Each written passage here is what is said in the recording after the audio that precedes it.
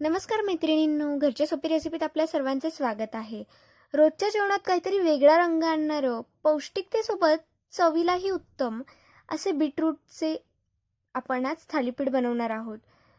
काय स्वादिष्ट लागतात हे थालीपीठ. एकदा खाल्ल्यानंतर पुन्हा पुन्हा खायचं मन करतं आणि मनही भरत नाही पोट भरलं तरी. तर मैत्रिणींनो, सुरुवात करूया आजचा आपण ह्या व्हिडिओला. सुरुवातीला आधी आपण बीटरूट छान धुवून त्याच्यावरची साल काढून मस्त त्याला किसून घेतलेलं आहे. छान ज्युसी बीटरूट घ्यायचं, चव छान येते. त्यानंतर यात आपण बाजरीचं पीठ घातलेलं आहे. त्यानंतर यात आपण बेसन पीठ घातलेलं आहे. त्यात आपण एक छोटी वाटी गव्हाचं पीठ घालून घ्यायचं आहे. त्यानंतर लसणाची पेस्ट केली आहे, ती घालून घेतली. आणि या ठिकाणी आपण हळद घालून घेऊया. तसंच लाल तिखट घालून घ्यायचं आहे आणि जिरं घालून घ्यायचं आहे आणि चवीनुसार मीठ घालून घ्यायचं आहे.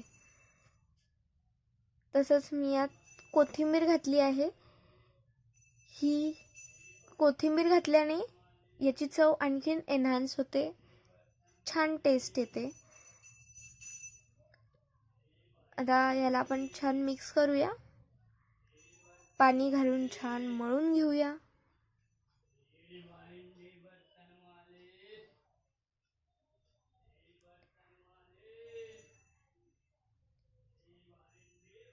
आता बघा, आपण छान याला एकदम मऊसर आपण हे पीठ मळून घेतलेलं आहे.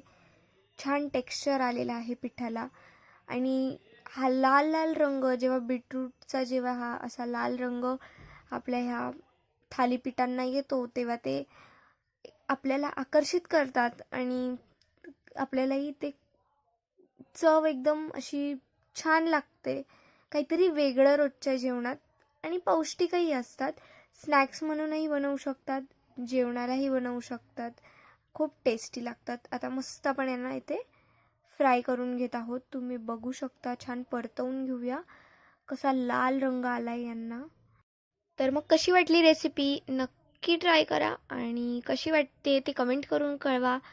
तसंच जर चॅनलवर नवीन असाल तर सबस्क्राईब करायला विसरायचं नाही. आणि व्हिडिओ आवडला असेल तर व्हिडिओला लाईक करा आणि जास्तीत जास्त जणांपर्यंत हा पौष्टिक व्हिडिओ, ही पौष्टिक रेसिपी शेअर करा. आता काय, मस्त हे थालीपीठ आता आपण सर्व करायचे आणि मस्त यांचा आस्वाद घ्यायचा. ह्या थालीपीठांना आपण दह्यासोबत खाऊ शकतो, तुम्ही ठेच्यासोबत खाऊ शकता, इवन तुम्ही केचप सोबत जरी खाल्ले तरी ते उत्तम लागतं.